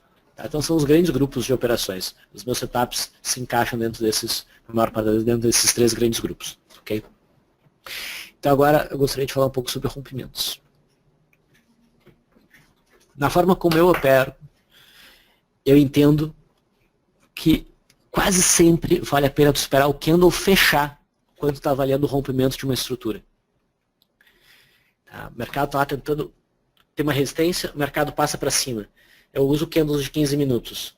O candle está com 7 minutos. Ele está rompendo, está bonito, está legal. Eu espero fechar os 15. Se, pelo fato de ter esperado ele fechar, o mercado foi subindo e o candle esticou demais, muitas vezes eu digo, pá, pessoal, esticou demais, acho que não vale mais a pena. Tá? Aborta a operação. Mas se mesmo tendo esticado demais, tem espaço para evoluir ainda, mas tu fica desconfortável com o tamanho que ficou o candle, eu diminuo o tamanho da posição que eu faço, eu busco a confirmação, e a confirmação é algo que no início eu fazia em alguns casos, só quando eu tinha dúvida, e hoje eu busco confirmação em 95% dos meus trades. O que é a confirmação? Deixa eu entender, para mostrar aqui para vocês. Vou pegar aqui a fibra. Tá? A fibra rompeu aqui, certo? Nas recomendações que eu dou de compra e de venda, por mais que isso aqui seja um sinal muito forte, e eu já pudesse vender de imediato, tá? Eu penso nas pessoas que vão chegar em casa, vão ler minhas recomendações e vão botar as operações no dia seguinte. Tá? Elas não conseguem executar nesse preço, elas vão executar em algum próximo preço. Então, é quase sempre que eu defino uma confirmação, que seria no candle seguinte a gente perder essa mínima, para confirmar que o mercado está indo na direção do rompimento. Tá? E agora, eu uso isso para tudo hoje, quase sempre eu uso confirmação. Tá? Então, eu espero o mercado romper, rompeu, eu espero o mercado perder essa mínima, confirmar que rompeu. Não é confirmar que rompeu, é certo que rompeu. Tá? Aquele suporte dos 30 na fibra. Mas eu quero saber se ele tendo rompido, ele vai querer continuar naquela direção. E custa muito pouco. E me aumenta bastante a segurança de que o mercado vai. Okay? Então, se eu vejo que o candle esticou demais, tá? Mas eu ainda vejo o potencial, eu uso a confirmação como argumento de entrada, eu já uso sempre. Eu uso uma posição menor e eu dou a possibilidade do papel fazer um movimento contrário, que seria um pullback, e daí eu entro um pouco mais, porque de qualquer forma eu já não entrei tão pesado. Certo? Então eu geralmente espero o candle fechar. Tá? E essa correção pullback. Só que o pullback tem que ser comportado. Um pullback, tá? Onde o mercado faz... Pullback, na minha opinião, não é só um candle que desce e volta, tá? Aquela alfinetada que às vezes o mercado dá para depois voltar e ir embora. Então, rompeu, daí vem para baixo e volta no mesmo candle. Isso não é pullback. Tá? Pullback é quando faz candles voltando para o patamar rompido. Esses candles têm que ser comportados, não pode ter um acréscimo de volume no movimento de queda se tu está querendo operar na ponta compradora. O mercado, conforme chega de novo naquele suporte, era resistência, rompeu e virou suporte, conforme o mercado chega naquele ponto, ele tem que desacelerar. O mercado não pode acelerar conforme ele chega na região de alvo do pullback, tá? Onde é suporte. Se isso acontece, eu não tento a operação, eu aborto. Tá? Então, não tenha medo de desistir da entrada, se o movimento não estiver fluindo como deveria. Como eu já falei, quase sempre vale a pena esperar por uma confirmação do rompimento, que é rompeu, deixa o mercado ir para cima. Rompeu para baixo, deixa o mercado ir para baixo, tá clicando. Mas assim, às vezes, dá para fazer uma coisa um pouquinho mais arrojada. Tá? Mas não é sempre, eu também não passo, pessoal. Se você sabe que o mercado está rompendo, tá? E ele está rompendo bem, tu sente um ritmo de ordem entrando e bastante volume, tu vê que aquilo é importante, às vezes eu não espero o candle fechar. Mas o que eu faço?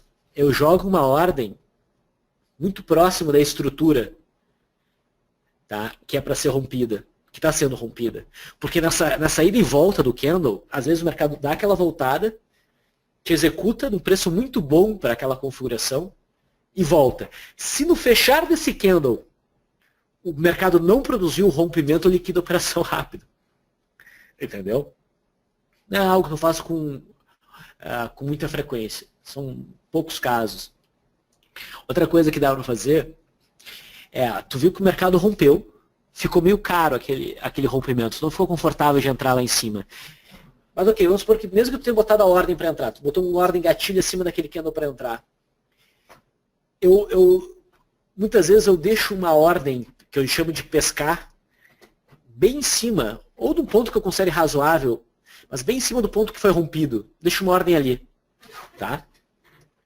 O que eu estou tentando fazer aqui? Às vezes o mercado faz isso, ó, e executa aqui embaixo e volta. Entendeu? Se ele me executar, eu estou dentro de um preço muito bom. Daí compensa o fato de eu não ter acionado lá em cima. Porque se acionou, eu já entrei. Daí eu cancelo aqui embaixo.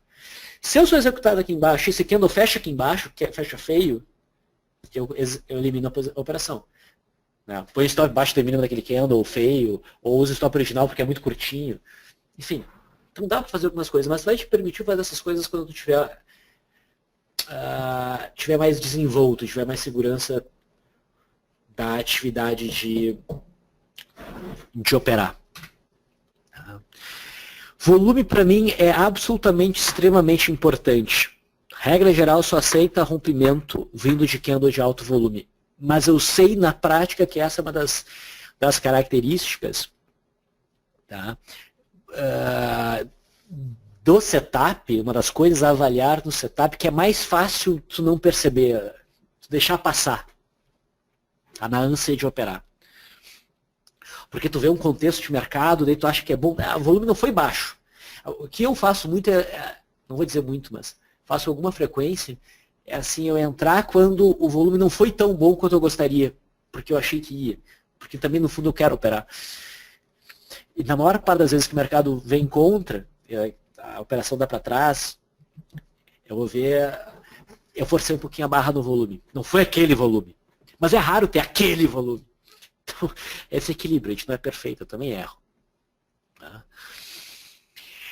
Mas deem muita importância para o volume. Da forma como opera o volume é muito importante. E tem o volume do candle, que está gerando o sinal, e tem o volume projetado do dia. Tá? Se o volume projetado do dia for muito bom, tu pode aceitar um volume ok no sinal, no candle intraday. Tá? Melhor é que tenha um volume projetado alto no dia e volume forte no sinal, o candle que está te dando a operação. Tá? Mas eu não aceito a operação se o volume for baixo e o volume projetado do dia for alto. Isso eu não aceito. O volume baixo é uma coisa que eu realmente não opero. Não opero.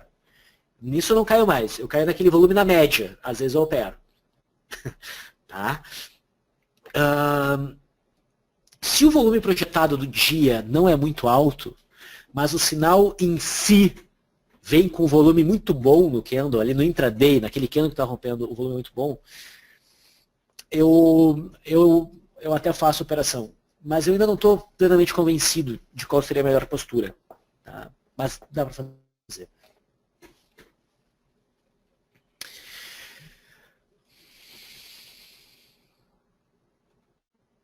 Sobre correções. Eu nunca opero numa correção um candle que não tem cor. Não vou dizer cor, mas um candle que não é favorável. O candle tem que me passar uma mensagem de que ele está indo na direção, que ele quer levar o preço na direção que eu quero, que eu preciso. Tá? Então, se eu vou operar na ponta compradora, uma correção, o mercado se afastou da média, agora voltou para a média móvel de 21 períodos para uma zona de suporte. Não basta estar na zona favorável, eu tenho que ter um candle favorável, senão eu não opero. Ok? Então, se não surge esse sinal de candle favorável, eu espero um próximo candle. Tá? E eu sempre espero o acionamento desse candle que eu estou usando como referência. Hoje eu sou muito chato com a correção ter que ter chegado na média móvel aritmética de 21 períodos. Se não chegou lá, eu não entro, eu não busco uma correção. Tá? Tu pode usar algumas coisas para refinar e para tentar pegar às vezes que vale a pena, mas na média não vale. Espera o mercado chegar na média. Espera o mercado chegar onde ele tem que chegar para ficar absolutamente irresistível. Isso aqui é muito importante. Se a correção ultrapassou a média, eu não faço operação, a não ser que o preço volte acima da média. O único exemplo que eu peguei em gráfico, tá? Depois eu vi que não ia dar tempo, e eu disse, não, qualquer coisa eu desenho. É isso aqui, ó. Isso aqui é um movimento de correção, certo?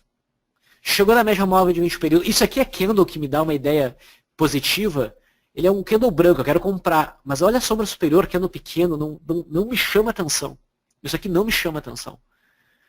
E não foi acionado, daí tem esse candle. Isso aqui nunca vou operar na superação da massa desse candle, por exemplo.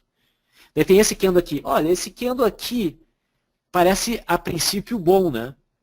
Mas ele está abaixo da média. O preço passou para baixo da média móvel de 21 períodos. Eu não opero isso. Eu necessariamente espero um candle que passe para cima da média e opero a superação da máxima desse candle. E daí eu vou usar o stop aqui embaixo. Eu sei que isso aqui é um gráfico diário, mas isso serve para o intraday. Tá? Talvez eu não use o stop aqui embaixo, quando é swing trade, tá? Talvez o stop abaixo da mínima esquerda que já seja razoável, no intraday dificilmente. Tá? Mas eu espero isso acontecer. Se o mercado foi além da média, eu só opero se ele volta para cima da média. E tem que ser um candle forte. Essa é uma entrada.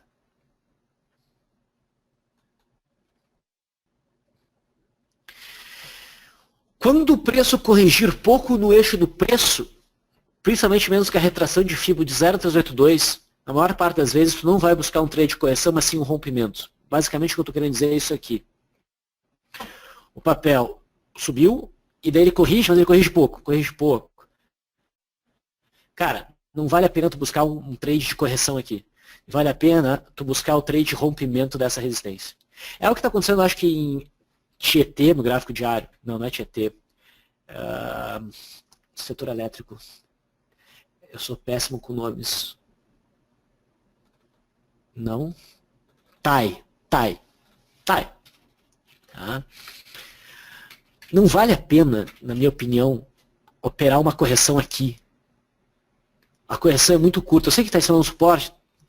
O contexto de mercado não é favorável. Vale a pena tu pegar o rompimento. Por mais que eu pague caro, mais caro que é relativo, tá? Eu vou ter muito mais certeza desse trade. E tem muito mais espaço para o mercado fluir. Eu operando aqui, tá? Eu tenho obstáculos. Certo? Então vale a pena operar o rompimento. Ainda mais considerando que o contexto de mercado, na minha opinião, não é favorável, porque o contexto de mercado índice Bovespa é baixista. Tá? Então, nessas correções que são laterais, bem estreitas, vale a pena operar o rompimento. Pelo menos é assim que eu vejo. Tá? Não vamos demorar mais muito, não. E assim, ó, num cenário de correção, evite entradas quando o preço chega onde tinha que chegar acelerando e destoando do restante da correção que antes era mais lenta. Então o mercado está corrigindo lá para a média móvel de 20 períodos, de repente ele acelera e ganha volume para chegar à média. Isso não é bom. Eu fico de fora. Tá? Se ele faz isso, se o mercado faz uma correção que é intensa, num momento onde ele não deveria fazer uma correção intensa, só tem uma entrada que eu aceito fazer. Então, o mercado está subindo, candles, e daí ele começa a corrigir, e eu tenho aqui, tá, eu tenho aqui a média. E daí ele vem forte. Até resolver pintar os candles aqui. Você vê que ele vinha num ritmo e ele acelera. E daí o volume aqui era 1 e aqui aumenta. Ok? Isso não é cenário para tu entrar. Raras vezes aqui pode ser uma exaustão do movimento. Mas daí eu só aceito a entrada se o sinal que surgir depois for equivalente em força. Daí, na maior parte das vezes é algo próximo de um Twin Towers. Vocês podem entender isso como um engolfo. O mercado faz assim. Contraponto, um candle forte também. Daí ok. Daí tu pode entrar na superação dessa máxima. Mas a maior parte das vezes não vale a pena. Outra coisa, talvez alguns de vocês gostem de deixar ordens paradas em pontos onde o mercado está caindo, por exemplo, deixa uma ordem aqui embaixo, imaginando que ele vai dar uma esticada para pegar a sua ordem. Eu faço muito isso para trade de retorno à média. Tá? Então eu deixo uma ordem e entro antes de terminar o candle. Não é coisa que eu passo também, mas é coisa que eu faço. Tá? Eu aprendi que nunca se faz isso com correções. Tá? O mercado está vindo, vai chegar aqui na média. Cara, a correção, a média é só metade do caminho de uma amplitude, por exemplo, de bandas de Bollinger. Tá? O mercado pode ir muito além disso. Agora, em trade onde o mercado já caiu bastante e está longe da média, daí eu aceito fazer isso. Eu vou mostrar alguns exemplos. Aqui a gente chega na parte de retornos à média. Tá? Eu deveria começar com o segundo slide aqui. E depois eu volto sobre retornos à média. Tá? Trade de retorno à média, ele não tende a acontecer no começo do pregão. Tá? Logo no começo do pregão. 11 horas da manhã, 11 horas e meia, trade de retorno à média, quase sempre não funciona. Tá? Então essa é a minha regra. Eu vejo o mercado dando uma esticada e ele dá um sinal de reversão, de retorno, que seria um retorno à média. É ali 11 horas da manhã, dificilmente eu vou entrar. São casos muito específicos que dão certo. Tá? Mas via de regra não. Os melhores trades de retorno à média geralmente se dão atualmente depois do meio-dia. Tá? Só tenta buscar um trade de retorno à média. O que pode acontecer logo no início da manhã é tu ter um candle exagerado, extremamente exagerado, que às vezes acontece na abertura, mas é raro. E tu sabe que aquele candle não se sustenta, tu entra na metade daquele candle e o mercado volta. Tá? Isso pode acontecer. É o que eu chamo de contra e bar, mas é muito raro acontecer. E a gente pegar, porque não basta só acontecer, tu tem que conseguir pegar. Tá? Não era só no começo do pregão que isso vai acontecer, tá? Mas em qualquer momento. É difícil de tu ver, tu ter a sorte de ter aquele papel na tua tela agora e tu conseguir entrar. Eu andava com rumo na minha tela. E assim, ó, por 2 vezes o papel fez isso aqui. E eu não consegui pegar. Repara que o papel deu uma esticada para baixo aqui, monstra. Muito preço em pouco tempo. Entrou em leilão, não consegui entrar. Saiu do leilão lá em cima. E aqui é a mesma coisa. Tá? É difícil pegar isso daí. Tá? Mas enfim, trade de retorno à média geralmente funciona depois do meio-dia. Tá? E é muito comum tu ter algum sinal falho antes do sinal de verdade. Que é aquele sinal que acontece 11 horas, alguma coisa assim. Tá? Então desconfia do primeiro sinal. Só entra quando for absolutamente claro. Um bom sinal de retorno à média tem duas características. Candle amplo e alto volume. Isso é muito importante. Candle pequeno não faz bom trade de retorno à média. Candle pequeno não faz boa reversão. E o volume tem que ser grande. Então o candle geralmente é amplo e o volume é significativo. E o mercado estica, ele acelera no final, ele não desacelera. Tá? Geralmente quando eu vou avaliar um trade de retorno à média, vou pegar a RADL. A gente ficou acompanhando essa queda da RADL aqui. Olha só, quando fez esse rompimento aqui, ó, eu fiquei olhando, vou, não vou, vou, não vou, entro, não entro, entro, não entro. Tinha bom volume, tinha tudo. Eu fiquei com o pé atrás, achei que o contexto não estava muito bom, optei por ficar de fora. O trade seria na perda mínima. Tá? Foi embora. Então eu fiquei olhando a situação. Daí olha só, olha esse sinal aqui. Isso aqui é um candle amplo? Não. Tem volume alto? Não. Isso aqui não é sinal para trade de retorno à média. Outra, quando o mercado rompe essa estrutura aqui na RADL em 64,30 e ele começa a cair, eu vejo que o ritmo de queda está forte, eu digo, olha, talvez dê um trade de retorno à média. Talvez dê um trade de retorno à média. O que eu faço? Eu olho para trás. Geralmente eu ponho o gráfico nos 60 minutos, tá? Deixa eu marcar aqui onde a gente estava. Eu ponho o gráfico nos 60 minutos. E daí nos 60 minutos, tá? Eu tento identificar qual que é a estrutura relevante que a gente consegue achar. Aqui nem foi o melhor exemplo, tá? Porque a estrutura poderia ser considerada aqui, mas eu vejo que tem essa média móvel de 200. Tá? Quando o mercado chega aqui, então, por exemplo aqui, eu vou olhar no gráfico de 15 minutos e eu já, opa, uns 60, ok. Mas a estrutura sempre mais forte é a que vem de um gap. Só que nem sempre o mercado vai chegar lá. O mercado teria que chegar a 62. Se chegasse em 62, ia ser provavelmente uma bela oportunidade. Nesse caso aqui, o que eu posso fazer? E eu não quero que vocês espalhem isso, tá? Eu posso botar uma ordem aqui. E eu deixo o mercado chegar na minha ordem. Ele não vai chegar, porque ele não chegou, tá? Ele chegou aqui entre esses fundos, né? Essa mínima aqui, a média móvel de 200, deu uma reversão que não deu para operar, porque foi o último pregão. Foi bem o finalzinho do pregão, não tinha tempo. Mas eu deixo a ordem aqui. Se o mercado estica até lá, é muito difícil que, se ele não reverter, porque eu sei identificar os pontos que o mercado tende a reverter, eu não consiga um stop muito barato e que na média não seja muito lucrativo para mim. Só que é raro o mercado chegar até aquele ponto que tu julga realmente razoável.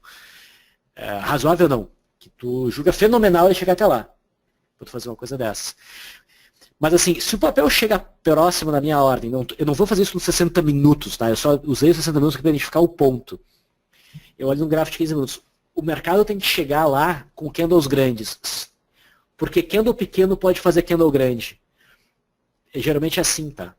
Então, se o mercado chega próximo dessa minha ordem ali, que está ali pendurada, com candles pequenos, ele pode, chegando na minha ordem, ele pode esticar. Eu nunca vou dar chance para o mercado executar uma ordem minha num cenário desses com chance de esticar o candle. Ele tem que chegar na minha ordem esticando o candle de agora.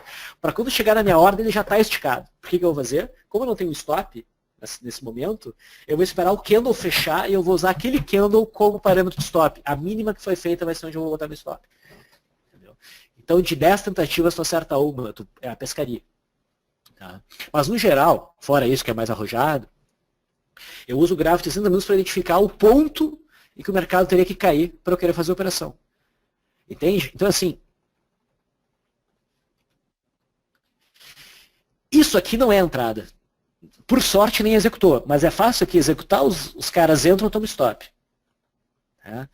Aqui não é candle para entrada, e aqui já chama atenção. Não tem um pico de volume, mas já é um candle amplo. Se eu vejo que a estrutura é muito forte, faz um candle legal. O volume não é baixo, o volume é levemente acima da média. Tá? E eu vejo que há um contexto favorável, por exemplo, no gráfico futuro, o índice futuro, tá? Que o mercado está dando uma virada, porque o índice futuro ele dá, via de regra, o humor daquele momento do pregão, certo? Dá humor. Então eu sigo a direção que ele está apontando, a maior parte das vezes. Né? Tento estar em sintonia com o índice. Se eu vejo que o índice também começa a dar uma sinalização, aqui eu posso buscar o trade. Aqui pode valer a pena. Aqui tende a valer a pena. Só que a gente não tinha tempo de pregão, né? Foi um candle só e eu não vou fazer um trade desse com um candle só de tempo. Tá? E pior que foi embora.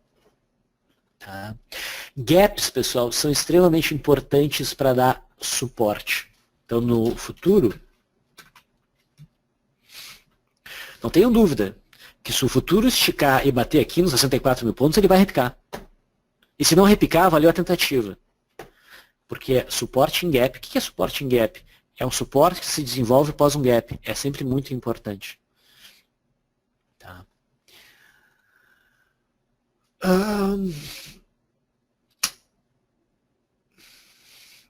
Quando tu não tem um cenário onde o mercado estica para dar o sinal de retorno à média, dá aquela esticada, o que pode acontecer é o seguinte, é o mercado começar a voltar para dentro das bandas e desacelerar. Daí ele forma um fundinho, por exemplo. Quando é que é legal buscar a entrada? Quando o mercado rompe e frustra o rompimento, geralmente na periodicidade menor. Eu não vou ter um exemplo aqui, eu acho, mas é algo mais ou menos assim, ó. Tá? Não é o exemplo ideal, mas é, tipo, o mercado foi, daí ele volta para dentro das bandas, ele não está esticando, entendeu? Daí ele tenta o rompimento e a resposta é violenta na direção contrária. Talvez seja melhor desenhar, que ele não era o melhor exemplo. Então, tu tem, por exemplo, a banda, o papel, vou botar de preto aqui. Então, isso aqui são candles, tá? Daí o mercado, ele desacelera e ele volta para dentro das bandas. Tá? Qual que é o tipo de trade que eu gosto? Eu ponho na periodicidade menor, geralmente 5 minutos, e isso aqui vai estar bem mais visível como uma resistência que existe aqui. Daí tu vê o papel rompendo essa periodicidade menor, e a reação quase que imediata do mercado é pesar, dar um sinal mais forte logo em seguida na direção oposta. Ok? Esse é o momento que tu pode usar para pegar essa virada de mercado. Eu uso muito isso no índice. Tá? Tu não sabe qual vai ser a extensão desse movimento, ok? Tu não tem controle sobre isso. Mas esse é um momento que vale a pena tu te arriscar.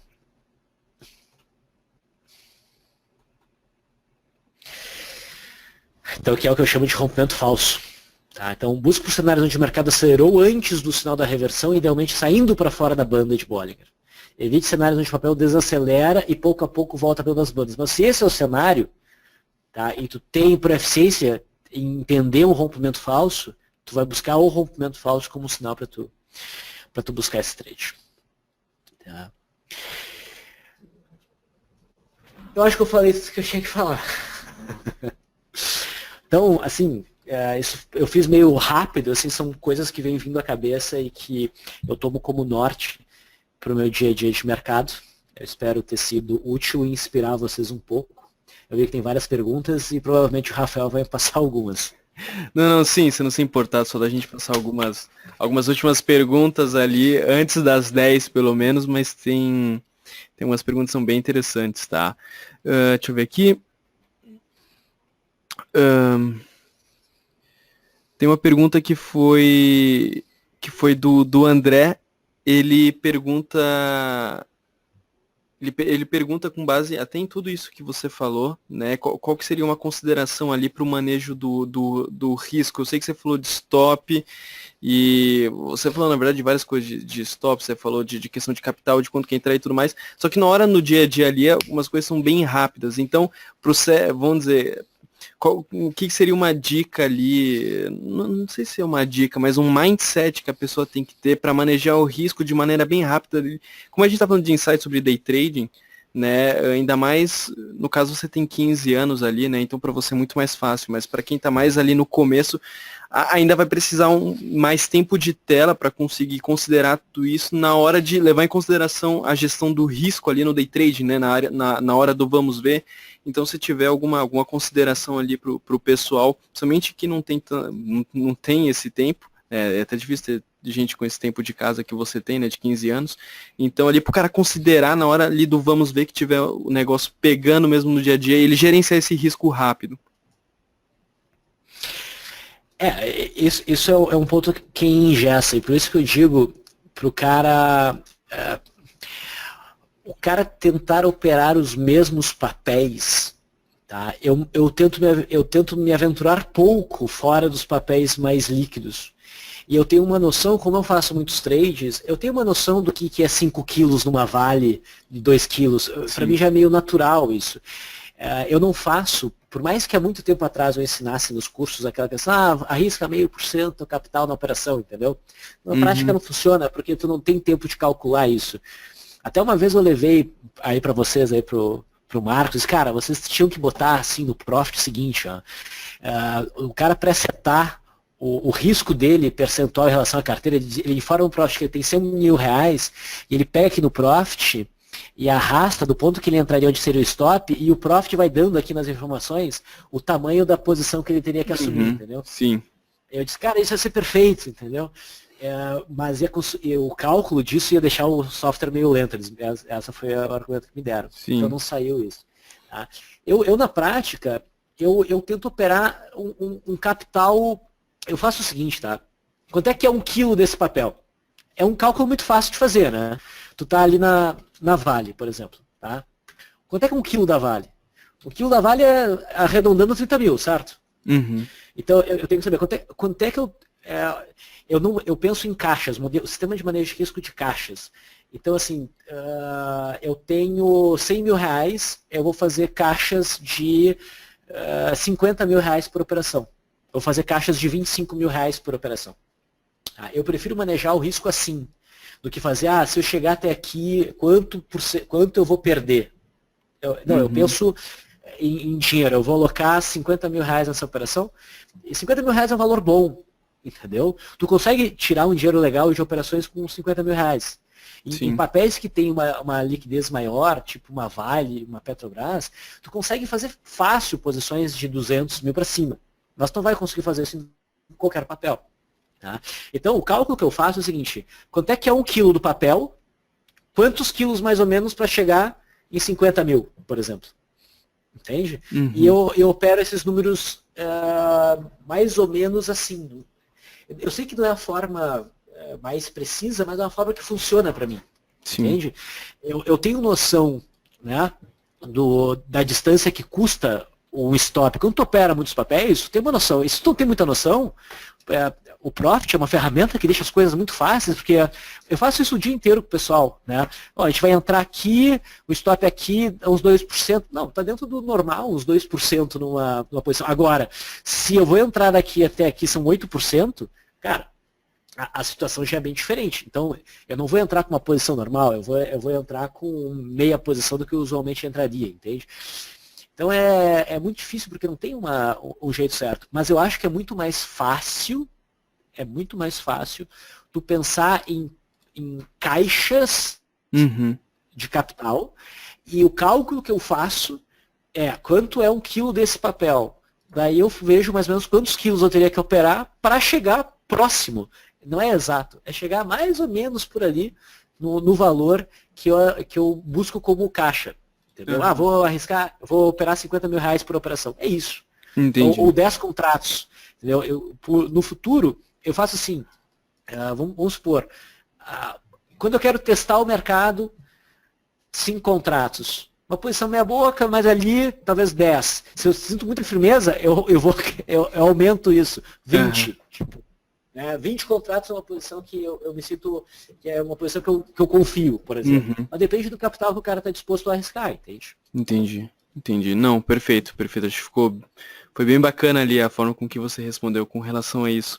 Vamos lá. tempo tá passando muito rápido.